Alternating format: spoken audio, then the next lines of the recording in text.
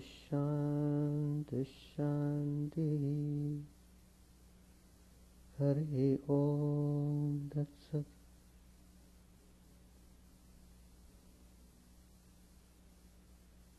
Om Stavakaya cha dharmasya Sarvadharmaswarupine Stavakaya cha dharmasya Sarvadharmaswarupine Avataravarinishtaya Ramakrishna te Namah. Asato ma sadgamaya tamaso ma jyotirgamaya mrityormamritangamaya. Om Shanti Shanti Shanti. Let us offer our salutations to Sri Ramakrishna, the embodiment of all religions, the Supreme God Incarnate. Let us pray to Him to lead us from the unreal to the real, to lead us from the darkness of ignorance to the light of knowledge, to lead us from death to immortality. We are studying Gospel. Today's subject I have chosen, what is real?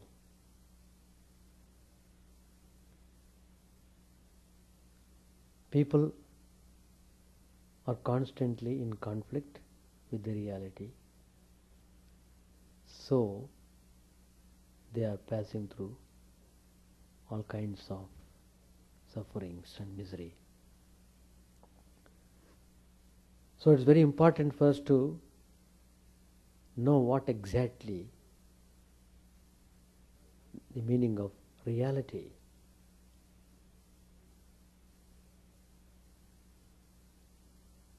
Once a young man asked Sri Ramakrishna, "Sir, what is knowledge?" Sri Ramakrishna answered him, "It is to know that God is the only reality and that all else is unreal."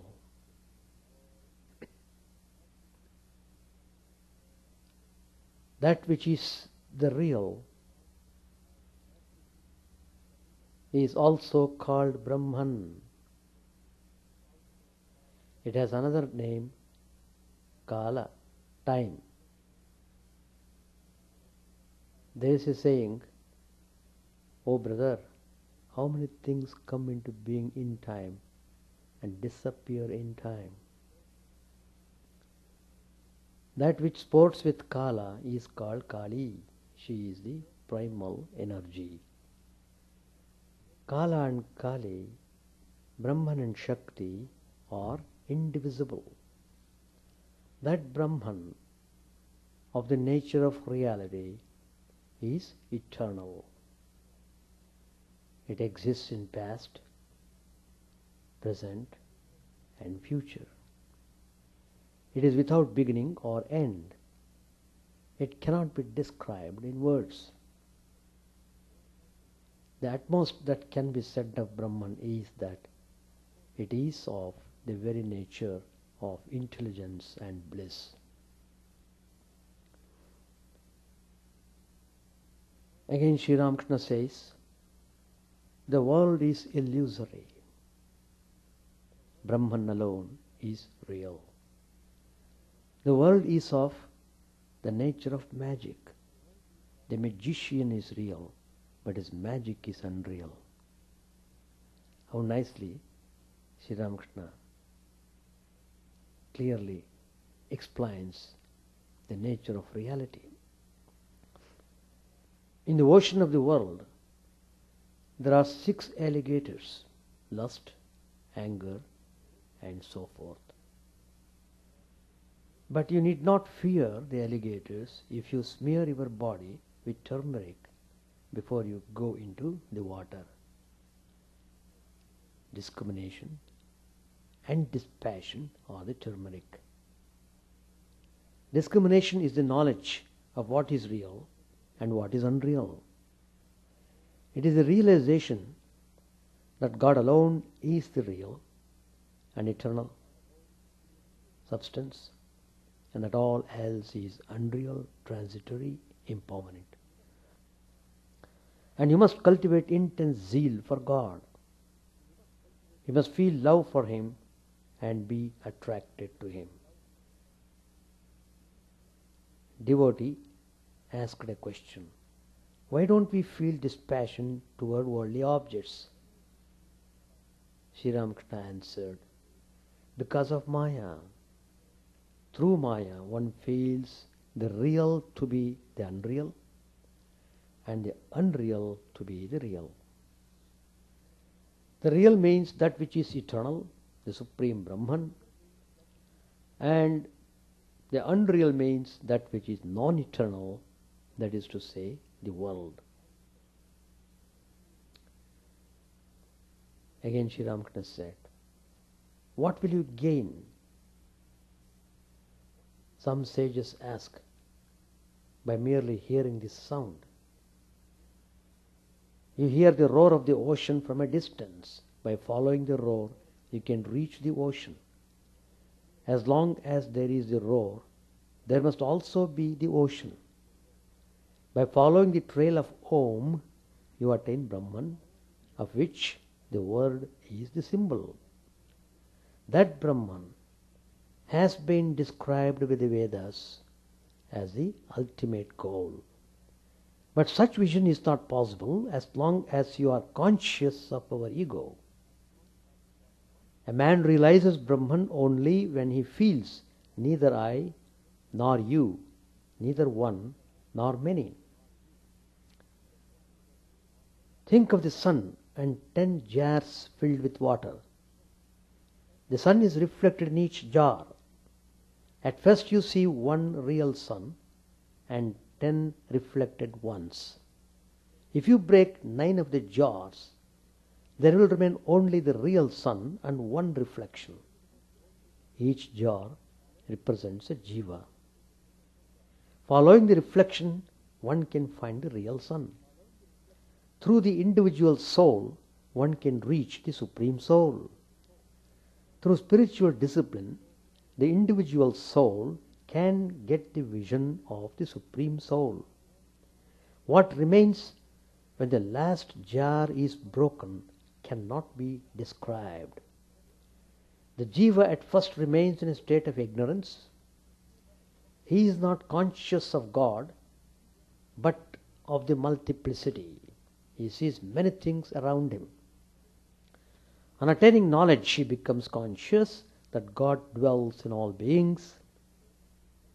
Suppose a man has a thorn in the sole of his foot. He gets another thorn and takes out the first one. In other words, he removes the thorn of ajnana, ignorance, by means of the thorn of jnana, knowledge. But on attaining vijnana, he discards both thorns, knowledge and ignorance. Then he talks intimately with God day and night. It is no mere vision of God. He who has merely heard of milk is ignorant. He who has seen milk has knowledge. But he who has drunk milk and been strengthened by it has attained vijnana. Thus, Sri Ramakrishna described his own state of mind to the devotees. He was indeed a Vijnani. So, Sri Ramakrishna has given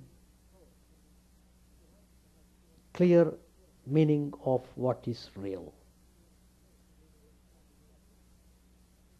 He himself had realized that absolute reality, and so his expressions are very clear. That is what the Vedanta always emphasizes upon. The essence of Vedanta is often summed up as Brahma Satyam Jagan Mithya Jivo Brahmaiva Naparaha.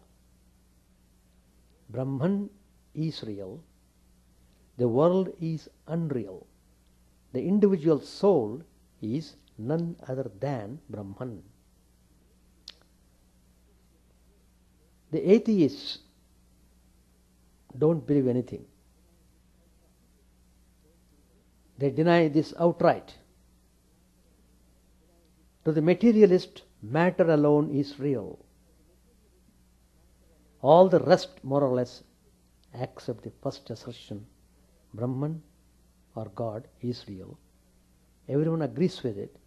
The dispute begins with the second statement, that is, the world is unreal. It seems a blasphemy to hold this view. Something that is so tangible, so familiar an experience cannot be unreal. Our very sense organ testifies to the existence of the world. We feel it, we see it, we smell it, we taste it, we hear it, and we touch it. Are all these experiences false? How can the world be unreal? Vedanta recognizes a technical distinction between the two terms, asat and mithya. That which is absolutely unreal is termed asat. For example, the horn of a hare, the child of a barren woman, etc. That which, though unreal, appeared to be real for some time is termed mithya. For example, the snake which is mistakenly perceived in place of a rope in semi-darkness. Since the world appeared to exist in the state of ignorance, but is found to be unreal when the supreme knowledge dawns, it is termed mithya. Vedanta does not deny your experiences. It only says that experience is not sufficient reason to prove the reality of a thing. When you go to sleep, don't you see dreams? Don't you experience them intimately? While they last, aren't they very real to you? If someone were to come in your dream and tell you, oh, it's only a dream, don't take it too seriously, it's not real, you would deny it as hotly as you are denying the Vedantic teaching now. Then the dream ends. You wake up and smile to yourself and say, indeed, it was unreal. It was only a dream. Experiencing the existence of the world, therefore, does not necessarily mean that the world is real. It may have a sort of reality now, but when you wake up from this unusually long sleep of ignorance, you are bound to smile and say, indeed, the world was unreal. It was only a dream. Vedanta accepts the relative reality of the world. It says, the world is as real as your dream. While it lasts, the dream appears to be real. Similarly, while the world lasts, it appears to be real. If the world is not ultimately real, why should it appear to be so? Vedanta has a way of answering this question. It says that the world has been superimposed on Brahman. Just as in a dimly lit room a rope is mistaken for a snake, so we are mistaking Brahman for this world. Just as we superimpose the snake on the rope, we have superimposed the world on Brahman. Until you have not seen the rope as it is, the snake would appear real and is more than likely to make your heart beat faster and make you shout for help. Similarly, until we have not known Brahman as it is, the world would continue to appear real. as it indeed does to all of us in our present state. There are, of course, several questions raised against this superimposition answer of Vedanta. This concept has been objected by many people. There are, it is pointed out, 5 factors that cause superimposition. 5 factors. What are they? Samskara, past impression. Secondly, defect in the perceiver, defect in the organ of perception.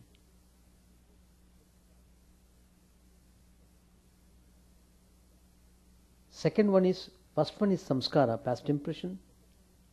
Second one is defect in the perceiver. Third one is defect in the organ of perception. The fourth one, defect in the object of perception. And fifth one, a partial covering of the substratum. These are the 5 factors that cause superimposition. Every case of superimposition must have all these 5 factors. All these factors present in the superimposition of the world on Brahman.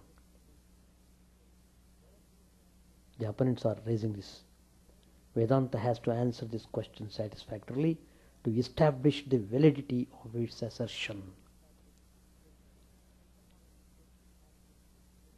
First of all, let us take past impression. Who mistakes a rope for a snake? Obviously, only he who has seen a real snake before. A little child who is blissfully ignorant of snakes is never likely to mistake anything, let alone a rope for a snake. The question is, have we seen a real world before? Let us have a glance at these 5 factors and see what the dualists have got to say about the Vedantic proposition. If we have not, then obviously we do not have the necessary samskara of the world in our mind. It is not possible then to superimpose the world on Brahman. If we have experienced a real world before, in some other place, at some other time, then the Dvaitic stand collapses. For then we have 2 realities, Brahman and the world.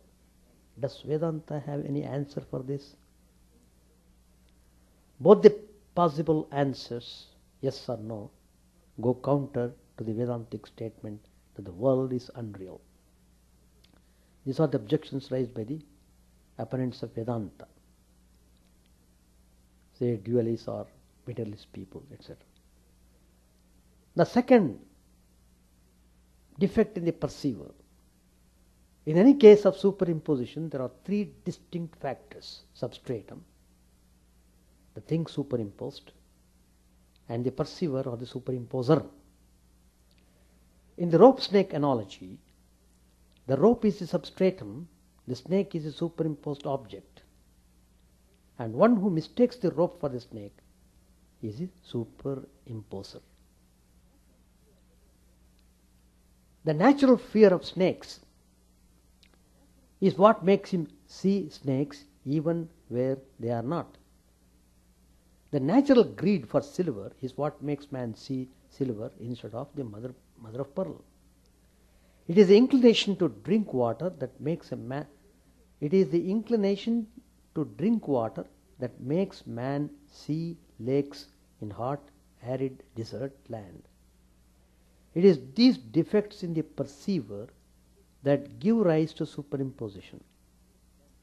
Vedanta says that Brahman is the substratum and the world is superimposed on it. Who is the superimposer? Jiva, the individual soul? No, for he is identical with Brahman. According to Vedanta, Brahman alone is real. To accord reality to any other thing would destroy the contention that Brahman is the only absolute existence, Sat.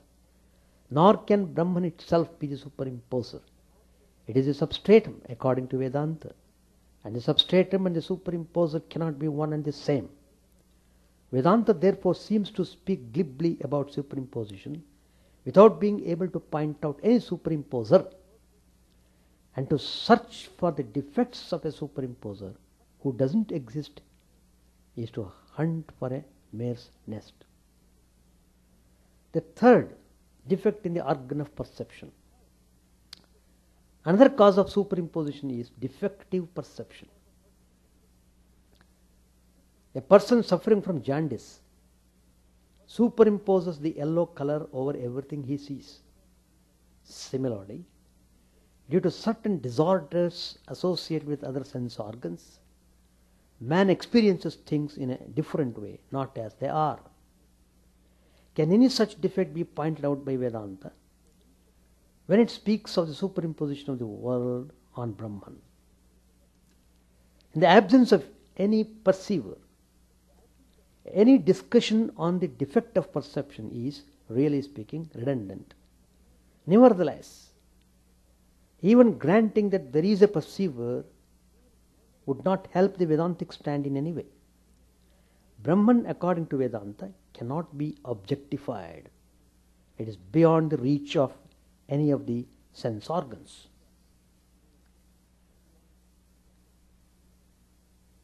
The question of defective perception, therefore, doesn't arise at all. The fourth objection, defect in the object of perception. In any case of superimposition, the substratum must be associated with some defect. In the rope snake analogy, for instance, the rope's association with semi-darkness is the defect which makes superimposition possible. There is one more defect, and that is the similarity that the rope has with the snake as regards its shape. This similarity is termed as a defect because it is a cause of unpleasant results. Here, for instance, the superimposition of snake causes so much fear and anxiety in the perceiver's mind. Were these two defects, association with semi-darkness and similarity with the snake, not present in the rope, it would not have been mistaken for a snake. Can Vedanta point out any such defect in Brahman, the substratum, on which the world is supposed to have been superimposed? No, it cannot. Brahman is, according to Vedanta, the one without a second, ever pure, ever resplendent, and untouched by anything. Being one, nothing can associate with it, and nothing can be similar to it. Not only that, Brahman, the substratum, and the world, the superimposed object, are as dissimilar as light and darkness. According to Vedanta, Brahman is reality,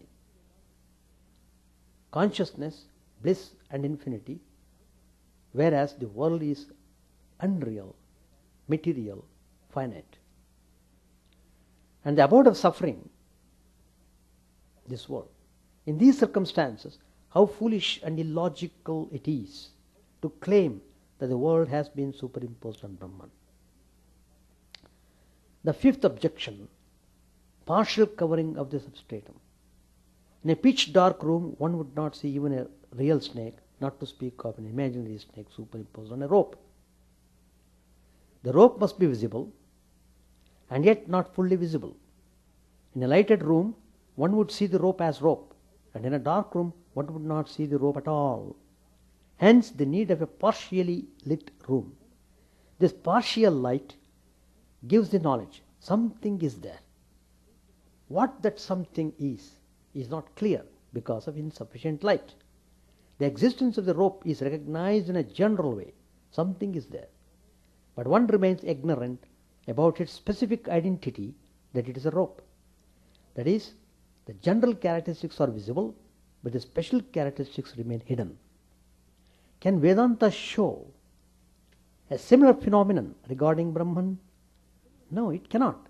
Brahman, according to Vedanta, is without any attributes. In the absence of any characteristics, general or particular, a partial covering of Brahman is not possible. Even supposing that Brahman is with attributes wouldn't help the Vedantic position. For superimposition, the special attributes ought to be covered, while the general attributes remain uncovered. But Brahman is self-resplendent, and ignorance is incapable of covering it.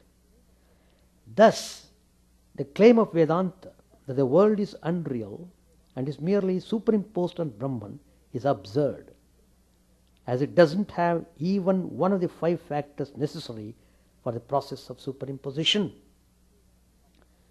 A strong case seems to have been made by the dualists who cannot bear the idea of the world being unreal. Vedanta now comes forward with a spirited defense of its own position and proceeds to show how the objections raised are untenable.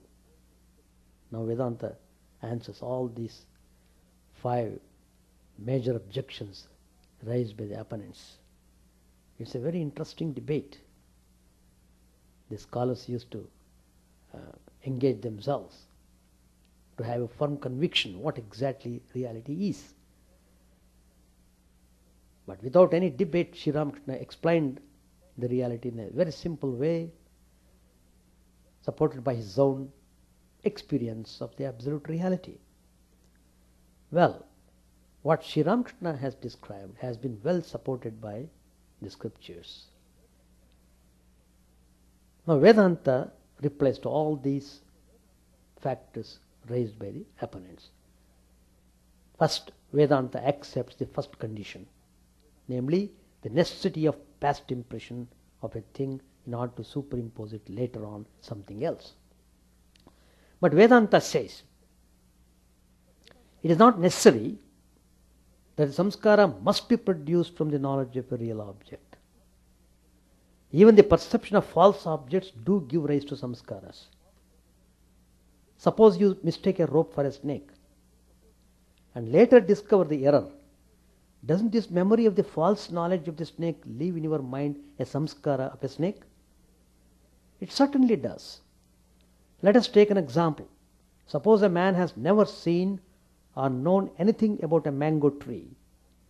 A magician conjures up a mango tree before this man and tells him, this is a mango tree. Later on, this man sees a maduka tree in a garden, some other tree. It so happens that he has neither seen nor known anything about the maduka tree as well. Since the maduka tree bears a striking resemblance to the mango tree, this man mistakes it for the mango tree. What he has unconsciously done is, he has superimposed the mango tree on the maduka tree. This became possible because of the samskara of the mango tree present in his mind, caused by the magician. But as we know, this samskara was produced by a mango tree which was not real. Magician's mango tree was not real. Thus it is clear that superimposition is possible even with the help of a samskara produced by the knowledge of an unreal thing. So declares Vedanta, the superimposition of the world on Brahman is no doubt due to the past samskara of the world, but this samskara has been produced not from the knowledge of a real world, but from that of a false world which was superimposed on Brahman earlier. Then how was that world superimposed? From where did the earlier samskara come? The answer is, it came from the knowledge of a yet previously superimposed world. Thus the inquiry is pushed backward. A natural rejoinder would be, where did the first samskara come from? The answer is simple. You can't speak of the first samskara at all. Creation never had a beginning in terms of time. Time itself is produced of this creation. So the question about the first samskara is not valid. The dualist has no option but to agree, because he too accepts that creation is beginningless. Coming to the second condition, defect in the perceiver.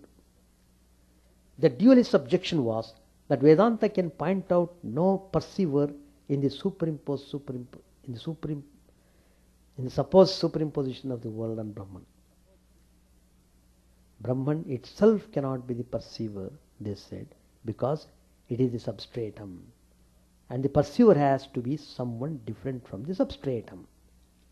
Vedanta denies this conclusion and says that the substratum and the perceiver need not always be separate. Superimposition is possible even if they are identical.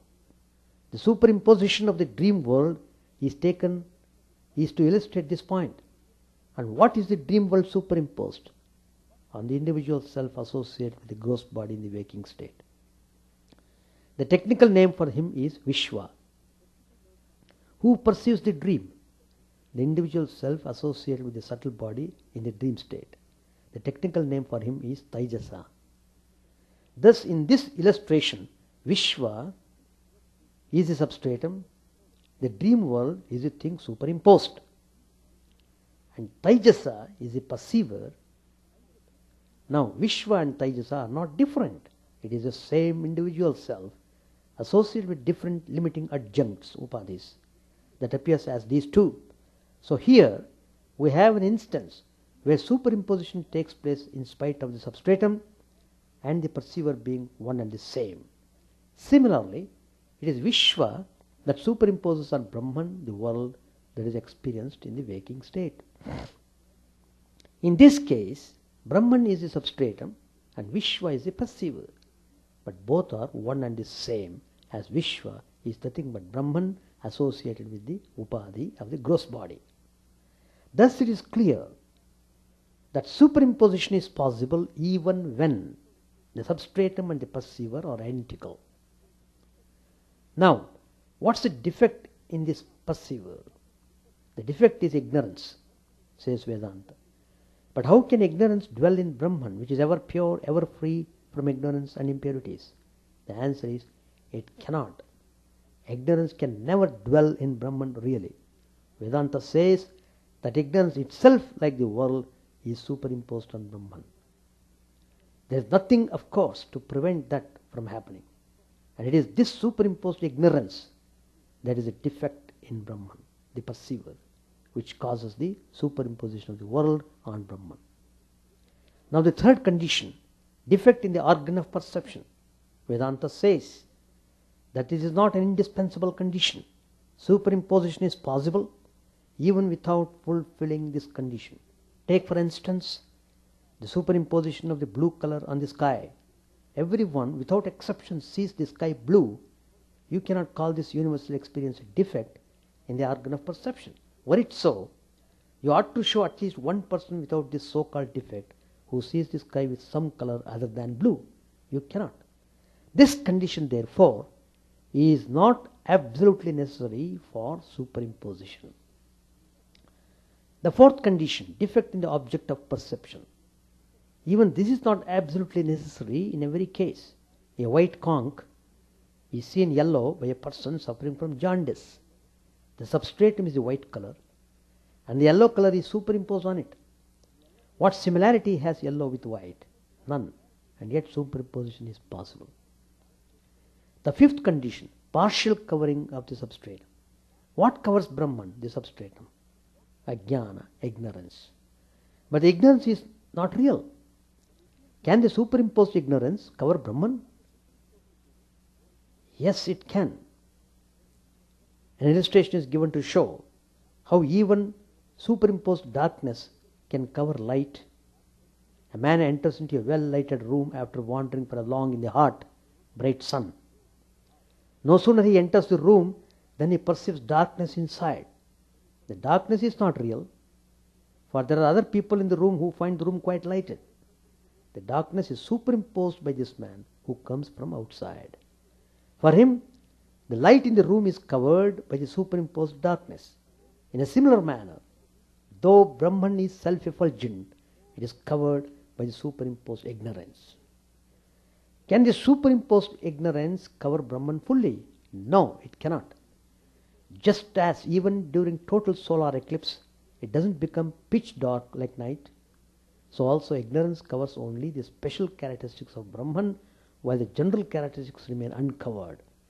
But Brahman, according to Vedanta, is without any attributes. How can then one speak of general and special characteristics?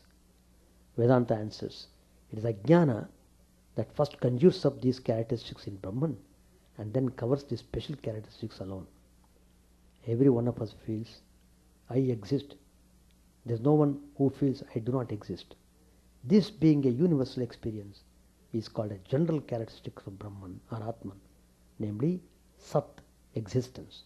Moreover, Since we are aware of this even in our present state of ignorance, it is clear that this characteristic is not opposed to ignorance. But people in general do not feel, I am ever pure, ever free, without birth and death. These are therefore termed as special characteristics of Brahman or Atman, which are covered by ignorance and are revealed when ignorance is destroyed by the supreme knowledge. Thus, this condition of partial covering of the substratum is fully satisfied by Vedanta. In this way, all the objections raised by the dualists are refuted by Vedanta, and its own proposition that Brahman is real, the world is unreal, is vindicated. Really speaking, it's only our emotional involvement and attachment to the world that militates against the idea that the world is unreal. Every true aspirant, whether he is following the path of jnana or bhakti, wants to identify himself only with the supreme reality. The former calls it Brahman, the latter calls the same reality God. Either way, he finds that ultimately only the reality remains. Whether your intellect accepts it or not, whether your philosophy admits it or not, truth cannot be untruth by merely denying it. And the unequivocal, arid and unanimous verdict of all the Upanishads is that duality is a delusion. Only the one supreme reality exists. It matters little whether you call it God or Brahman. This is not just a scriptural mandate. It has also been the ultimate experience of all element souls of all times and all places. That is, Sri Ramakrishna explains it as Nirvikalpa Samadhi. In that highest state of experience, the subject-object become one. In that state, he pursues only one absolute reality, nothing other than that. Everything is Brahman, and he sees that. When Sri Ramakrishna touched Vivekananda, he got the experience of the absolute reality. Because Swami Vivekananda was ridiculing the Advaitic idea that everything is Brahman. What? This chair is Brahman, the table is Brahman. He was ridiculing. Then Sri Ramakrishna came and touched his head. Then he had tremendous experience of that absolute reality. He did realize everything was Brahman only. He could not find any distinction. He even struck his head against the pole, thinking everything is Brahman. He had that unique experience, and finally he accepted that absolute reality. Well, that's the highest state one can expect in realization. There are so many grades of realization. Grades. One has to go step by step. One has to prepare the mind and strengthen oneself to realize the highest reality. Only when the highest reality is realized, he is totally free from misery and suffering. That's why it is called as Atyantika Mukti. Once he reaches that state, the goal of the life is achieved. Sri Ramakrishna said in the Gospel, God alone is real and all else illusory. While Arjuna was aiming his arrow at the eyes of the bird, Drona asked him, "What do you see? Do you see these kings?" Arjuna replied, "No, sir." "Do you see me?" "No, sir." "The tree?" "No." "The bird on the tree?" "No." "What do you see then?" "Only the eye of the bird." He who sees only the eye of the bird can hit the mark. His mind was so much focused, pinpointed on the eye of the bird, so he could hit the mark. So Sri Ramakrishna says, he alone is clever, who sees that God alone is real and all else is illusory. What need have I of other information? So we are all here to experience that highest reality through our spiritual disciplines. Just I am trying to point out how Sri Ramakrishna not only dwelt upon the path of bhakti and karma, he also dwelt on the path of jnana. Today's topic was centered around that, how Sri Ramakrishna fully manifested the glory of knowledge, spiritual knowledge in his life. Once you become aware of that spiritual knowledge, then all your illusion simply vanishes. That's all. There are two sorts of people. Those who stay in one place and those who go about to many places. There are some sadhakas who visit many sacred places. They cannot settle down in one spot. They must drink the water of many holy places. Thus roaming about, they satisfy their unfulfilled desires. And at last, they build a hut in one place and settle down there. Then, free from worry and effort, they meditate on God. But what is there to enjoy in the world? Lust and gold, that's only a momentary pleasure. One moment it exists and the next moment it disappears. The world is like an overcast sky that steadily pours down rain. The face of the sun is seldom seen. There is mostly suffering in the world on account of the cloud of lust and gold. One cannot see the sun.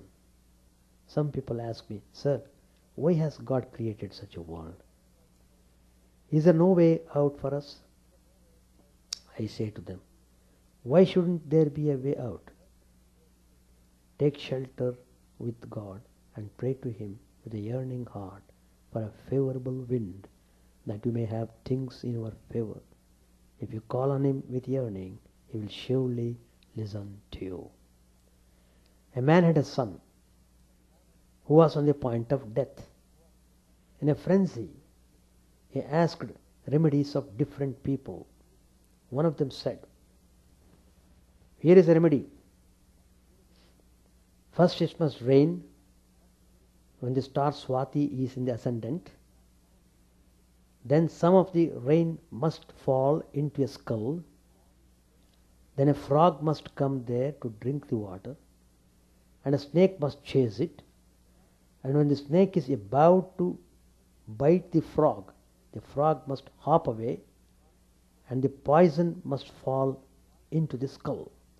You should give the patient a little of the poison and rainwater from the skull." This is the prescription. The father set out eagerly to find the medicine. When the star Swati was in the sky, it started raining. Fervently he said to God, "O Lord, please get a skull for me." Searching here and there, he at last found a skull with rainwater in it. Again he prayed to God, saying, "O Lord, I beseech Thee, please help me find the frog and the snake." Since he had great longing, he got the frog and the snake also. In the twinkling of an eye, he saw a snake chasing a frog, and as it was about to bite the frog, its poison fell into the skull. If one takes shelter with God and prays to Him with great longing, God will surely listen. He will certainly make everything favorable. Captain said, "What an apt illustration." Master said, "Yes, God makes everything favorable. Perhaps the aspirant doesn't marry. Thus he is able to devote his whole attention to God. Or perhaps his brothers earn the family's livelihood. Or perhaps a son takes on the responsibilities of the family. Then the aspirant will not have to bother about the world. He can give 100% of his mind to God. But one cannot succeed unless one renounces lust and gold. Only by renunciation is ignorance destroyed. The sun's rays, falling on a lens, burned many objects. But if a room is dark inside, you cannot get that result. You must come out of the room to use the lens. But some people live in the world even after attaining jnana. They see both what is inside and what is outside the room. The light of God illumines the house. They can see the inside of the house, but nothing more. But those who live in the world after having attained the knowledge and realized God are like people living in a glass house. They see the inside of the room and also all that is outside. The light from the sun of knowledge enters strongly into the room. They perceive everything inside the room very clearly. They know what is good and what is bad, what is permanent and what is impermanent. I'll stop here. Any question about the reality still lingering on your mind? You have to be very clear in your conviction about the reality. Then only we can follow the spiritual path zealously. Zealousness is important, as I said in one of my classes. Without zealousness, how can you march in spiritual life? You have to be zealous from the beginning to the end. Till the last drop, the last breath of your life, you must be zealous. Then only you can get out of this delusion of ignorance.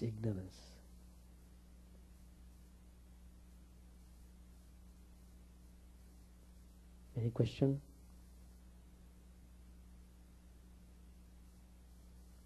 Silence means no question, is it? All right.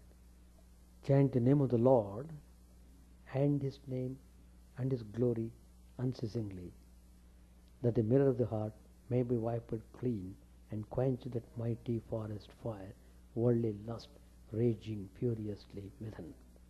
Our name streamed down in moonlight on the lotus heart, opening its cup to knowledge of thyself. O self, drowned deep in the waves of His bliss, tasting His nectar at every step, bathing in His name, that bath for weary souls. Various are thy names, O Lord. In each and every name thy power resides. No times are set, no rites are needful for chanting of thy name.